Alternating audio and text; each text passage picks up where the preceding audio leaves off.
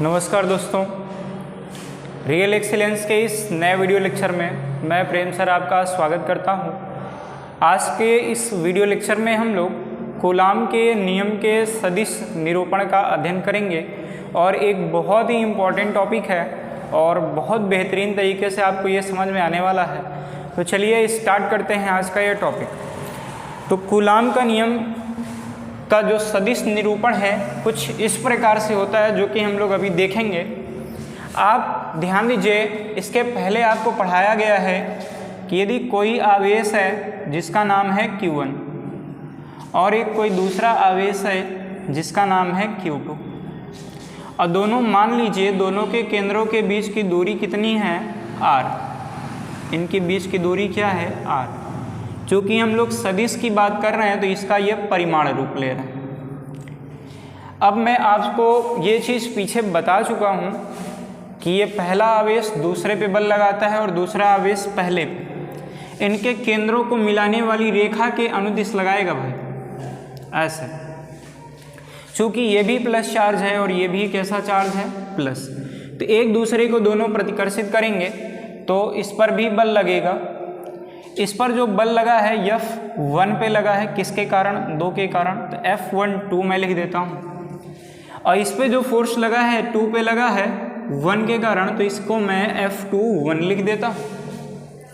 अब ध्यान देना है क्या, ये जो मॉड ऑफ R है अर्थात इन आवेशों के बीच की जो दूरी है इसके 2 घटक होंगे। कितने घटक, 2। अब पहला, जब हम लोग Q1 आवेश से Q2 की ओर जाएंगे और दूसरा जब Q2 से Q1 की ओर आएंगे। ये अब इस चीज़ को हम लोग यहाँ से यहाँ तक की जो ये R का एक दूसरा भाग मिला है, इसको अगर हम लोग सदिश रूप में अगर लिखें तो हम इसको इस प्रकार से लिखते हैं, क्या, R2 माइनस R1 वेक्टर के साथ, और इसको हम लोग लिखेंगे R1 माइनस में R2। ये R होता है स्थिति सदिश, जो कि क्लास 11th की फिजिक्स में पढ़ाया जाता है।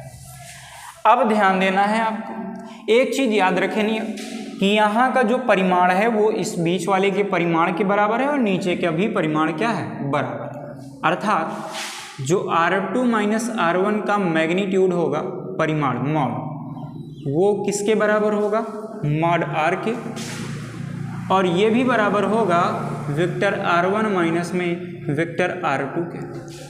ठीक है, मतलब कि दोनों आवेशों की दूरियां जो रहेंगी परिमाण में समान, जितनी ये उतनी ये उतनी ये, बस सदिश रूप से डायरेक्शन चेंज हो जाएगा, इसका डायरेक्शन इधर, इसका डायरेक्शन इधर।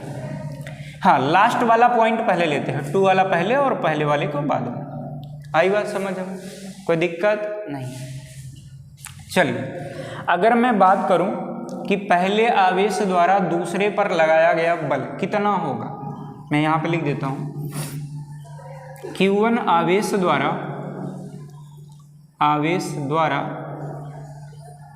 Q2 आवेश पर लगाया गया बल। तो Q2 आवेश पे जो बल लग रहा है वो है F21। बल का फॉर्मूला आपको बताया था पीछे, क्या, 1/4 pi epsilon not into Q1 Q2 बटे दूरी का मॉड, यहाँ पे परिमाण रूप लिखना है, परिमाण रूप ध्यान रखिएगा।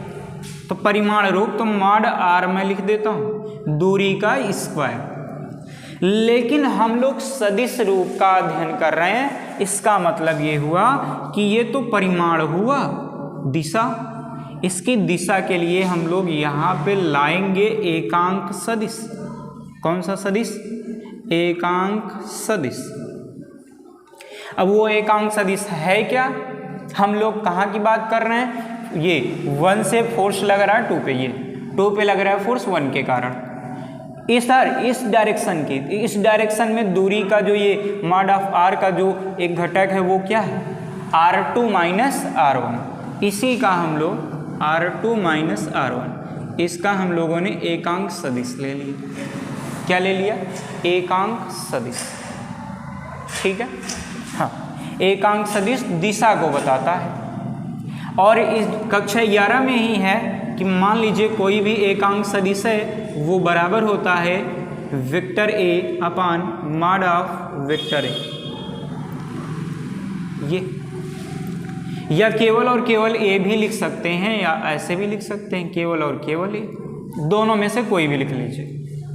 तो अब यहाँ पे ध्यान दें, F21 बराबर होगा 1/4 पाई एप्सिलॉन नॉट, इधर हो गया Q1 Q2 बटे मॉड ऑफ R का स्क्वायर। अब इस एकांक सदिश की जगह वेक्टर रूप और परिमाण रूप लिख सकते हैं। कैसे? ध्यान से देखना, इसका वेक्टर रूप लिखेंगे तो ये हो जाएगा वेक्टर R2 माइनस में वेक्टर R1 और बटे में ए परिमाण रूप। इसका परिमाण रूप कैसे लिखेंगे? वेक्टर R1 माइनस में वेक्टर, बल्कि R2 माइनस वेक्टर R1 और उसके आगे क्या लगा देंगे? मॉड। याद रखना, मॉड लगाएं, मॉड। चलो अब इधर देखते हैं। तो ये जो वेक्टर F21 आ रहा, ये बराबर किसके आ रहा? 1/4 pi epsilon not Q1 Q2 बटे मॉड ऑफ R का स्क्वायर इनटू में है R2 माइनस R1 और बटे में mod of vector R2 minus R1। ध्यान दीजिएगा, इस चीज़ को मैं यहाँ पे लिखा हूँ और ये किसके बराबर है? Mod of R। तो इसकी जगह हम लोग क्या लिख सकते हैं? Mod of R। अब एक चीज़ और ध्यान दीजिए, जो मॉड ऑफ R है यहाँ 2 बार, यहाँ 1 बार, टोटल हो गया 3 बार। तो वेक्टर F21 बराबर 1/4 pi epsilon not Q1 Q2, अब ये 3 बार हो गया तो मॉड ऑफ R का क्यूब कर देंगे। यहाँ पे बचा क्या? वेक्टर R2 माइनस क्या? Vector R1। तो ये हो गया कूलाम के नियम का सदिश निरूपण। जैसे ये पहले आवेश के लिए हुआ है, पहले आवेश द्वारा दूसरे पे जो बल लगा है उसके कारण हुआ है, इसको मैं अभी एक इक्वेशन नंबर फर्स्ट देता हूँ, आगे कुछ कहानियाँ बतानी हैं। तो जैसे ये 1 के कारण 2 पे लगा फोर्स, उसी प्रकार या फिर इसी प्रकार कर लो, इसी प्रकार अभी तो F21 निकल गया, F12 भी निकल जाएगा। F12 क्या होगा? सब कुछ वही 1/4 pi epsilon not Q1 Q2 बटे R का होल क्यूब। यहाँ पे बस चेंजिंग रहेगा, क्योंकि अब हम लोग 1 से 2 नहीं जाएंगे, फोर्स लगेगा 2 से 1 पे, तो अब ये बीच की दूरी का जो सदिश रूप है ये लेंगे हम लोग। क्या है? ध्यान समझिएगा, R1 माइनस में वेक्टर R2। आई बात समझ में? ठीक है, तो ये सदिश रूप हो जाता है। हाँ, इसी से एक निष्कर्ष और निकलता है, ध्यान से देखिएगा। तो मैं चाहूँगा, पहले अभी जगह तो है नहीं, पहले आप इसका स्क्रीनशॉट ले लें, फिर आगे मैं बताता हूँ।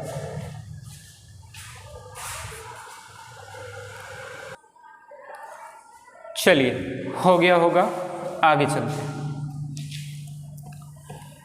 अब थोड़ी सी बात को ध्यान में रखना है, क्या कि आप ये देखिए, ये जो लिखा है उसी को मैं ऐसा भी लिख सकता हूँ, वेक्टर F12, यहाँ से मैं माइनस बाहर कर लूँ, माइनस आगे कर लेता हूँ, तो ये हो जाएगा 1/4 pi epsilon not Q1 Q2 बटे मॉड ऑफ R का क्यूब हो जाएगा। बस यही है कि अगर माइनस कॉमन हो गया तो माइनस वाली चीज़ प्लस में, मतलब R2 प्लस में और R1 माइनस में हो जाएगा। ऐसा क्यों किया मैं बता रहा हूँ आपको। ये यहाँ तक आया समझ में? चलो अभी वहीं करते हैं ब्रेकअप। अब इस माइनस को इधर भेज देते हैं, ये माइनस अगर इधर आएगा तो F12 बराबर हो जाएगा 1/4 pi epsilon not Q1 Q2 upon mod of R का क्यूब। यहाँ हो गया R2 माइनस R1 वेक्टर। अब इसको देते हैं समीकरण नंबर 2। कितना 2। अब आप ध्यान दें, समीकरण 1 और समीकरण 2 में जो ये साइड है ये सेम दिख रहा, देख लो सेम टू सेम। तो जब ये साइड इसके बराबर है तो ये साइड भी इसके क्या होनी चाहिए, बराबर। तो ये साइड भी इसकी बराबर होनी चाहिए। मतलब मैं यहाँ लिखूँगा समीकरण 1 और 2 से क्या ये चीज़ इसके बराबर होना चाहिए, अर्थात माइनस वेक्टर F12 बराबर होगा F21 के। तो ये बता क्या रहा है, ये बता रहा है, ये फॉर्मूला, ये जो यहाँ पे निष्कर्ष निकला ये बता रहा है कि जो फोर्स लग रहा है 1 पे 2 के कारण वही फोर्स लग रहा है 2 पे 1 के कारण। अर्थात दोनों आवेशों पर लगाया गया बल, एक दूसरे के कारण लगाया गया बल दोनों बराबर है। बस एक दिक्कत है, आगे माइनस लग गया। माइनस का मतलब विपरीत दिशा में लग रहा है। अभी बताया था एक इधर जा रहा था, एक इधर जा रहा था, दोनों एक दूसरे के विपरीत जा रहे हैं, तो बल जो लग रहा था वो विपरीत लग रहा था। ठीक है, तो यही इनके नियम से निष्कर्ष निकलता है कि किन्हीं भी दो आवेशों के बीच लगने वाला बल का परिमाण तो समान रहेगा, बस दिशा क्या रहेगा, विपरीत। ठीक है, यदि वो प्लस प्लस चार्ज हैं तब प्लस प्लस चार्ज रहेंगे, माइनस माइनस रहेंगे तब। ठीक है भाई, मैं चाहूँगा इसे भी नोट कर लें आप लोग, फिर आगे चलते हैं। नोट कर लीजिए। चलिए, हो गया होगा, आगे चलते हैं।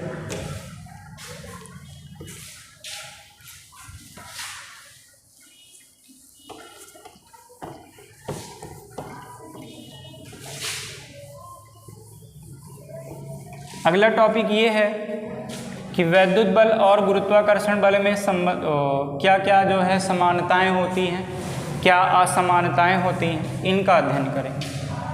तो वैद्युत बल तथा गुरुत्वाकर्षण बल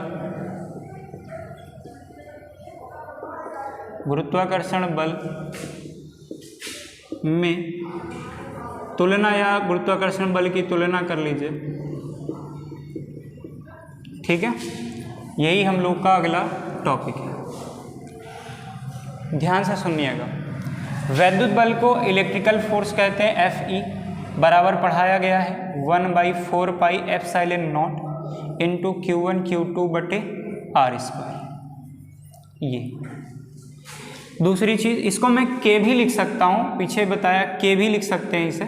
ठीक है, और ग्रेविटेशनल फोर्स गुरुत्वाकर्षण बल क्या होगा, Gm1 m2 बटे R²। ठीक है भाई, अब इनमें दोनों में समानताएं देख लेते हैं। आपको ये पहले ही बता दिया, K का मान होता है 9 × 10⁹ क्या होता है, इसका मात्रक भी बताया था आप लोगों को, न्यूटन मीटर स्क्वायर प्रति कूलाम स्क्वायर। इसमें जो G का मान होता है वो होता है 6.67 × 10⁻11 न्यूटन मीटर स्क्वायर प्रति किलोग्राम स्क्वायर। ठीक है, चलिए इन दोनों बलों में समानताएं पहले देख लेते हैं, सिमिलैरिटी क्या होती हैं। देखिए दोनों में समानताएं तो बहुत ठीक हैं। पहली समानता यही है कि दोनों ही नियम, देखिए दूरी के वर्ग के व्युत्क्रम नियम का पालन करते हैं। दूरी के वर्ग, ये दूरी है, वर्ग है, दूरी है, वर्ग है, दोनों ही नियम बटे में है तो व्युत्क्रम, दोनों ही नियम दूरी के वर्ग के व्युत्क्रम नियम का क्या करते हैं, पालन करते हैं। यहाँ पे मैं लिख देता हूँ कि दोनों बल दूरी के वर्ग के व्युत्क्रम नियम का पालन करते हैं। और दूसरा, ध्यान से देखिए, दोनों ही बल केंद्रीय बल होते हैं, अर्थात इनको मिलाने वाली रेखा जो होती है, कि इनके केंद्रों को मिलाने वाली रेखा जो होती है उसी के अनुदिश बल कार्य करते हैं। ये दोनों ही बल, मैं यहाँ पे लिख देता हूँ कि इनके या फिर मैं ऐसे ही लिख देता हूँ कि जैसे पहला आवेश था Q1, दूसरा क्या था Q2। अब देखो केंद्रों के अनुदिश ये जो बल लगेगा, केंद्रों के अनुदिश ही बल लगता है। प्लस प्लस है तो रिपल करेगा, मतलब प्रतिकर्षित करेगा, प्लस माइनस रहेगा आकर्षित करता है। ठीक है, तो केंद्रों को मिलाने वाली रेखा के अनुदिश आकर्षित करेगा या तो क्या करेगा, प्रतिकर्षित। वैसे ही गुरुत्वाकर्षण बल होता है, उसमें क्या रहता है, दो द्रव्यमान, एक M1 और एक क्या रहेगा M2। इसमें भी केंद्रों के बीच ही बल लगता है, ये ऐसे, ये दोनों एक दूसरे को अट्रैक्ट कर लेंगे केंद्रों से। ठीक है, मतलब कि इनके केंद्रों के मिलाने वाली रेखा के अनुदिश ये बल कार्य करते हैं। ये दो समानताएं हैं इनके बीच में। अब दोनों में असमानताएं क्या हैं, असमानताएं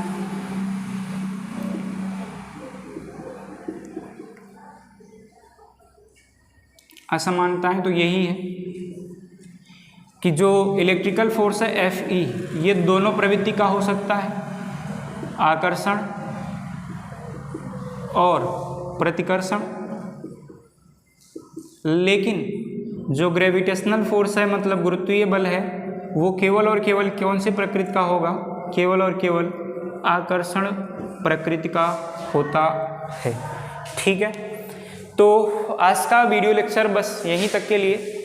और जो कोई भी दिक्कत हो तो मैं हर वीडियो में बोलता हूँ कि भाई कोई भी दिक्कत हो तो आप कमेंट में ज़रूर बताइए।